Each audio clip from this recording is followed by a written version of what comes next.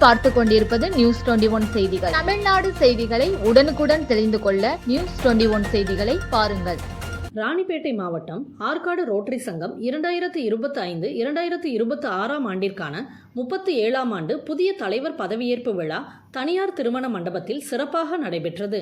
முன்னதாக குத்துவிளக்கு ஏற்றி உலக நன்மைக்காக அனைவரும் எழுந்து நின்று பிரார்த்தனை செய்தனர். அதனைத் தொடர்ந்து பதவியேற்பு விழா நடைபெற்றது. இதில் ஜி. சங்கர் தலைவராகவும், A.K. அருண் செயலாளராகவும், N. ஞானப்பிரகாசம் பொருளாளராகவும் பதவியேற்றுக் கொண்டனர். இந்த நிகழ்ச்சியில் தலைமை விருந்தினராக J.K.N. பழனி மற்றும் சிறப்பு விருந்தினராக டாக்டர் T. சிவகுமார் கலந்து கொண்டு சிறப்பித்தனர். இதில் ஏழை குடும்பத்தைச் சேர்ந்த பெண்மணி ஒருவருக்கு வாழ்வாதாரம் அளிக்கும் வகையில் தையல் எந்திரமும், முடித்திருத்தும் தொழிலாளி ஒருவருக்கு முடித்திருத்தும் உபகரணங்களும், ஏழை எளிய குடும்பத்தைச் சேர்ந்த 3 பெண்களுக்கு தலா 1 மூட்டை அரிசியும், பள்ளி மாணவ மாணவிகளுக்கு சீருடை, நோட்டு புத்தகம் ஆகியவை வழங்கினார்கள். இதில் ரோட்டரி சங்க நிர்வாகிகள், நண்பர்கள், உறவினர்கள் என ஏராளமானோர் கலந்து கொண்டு வாழ்த்து தெரிவித்தனர்.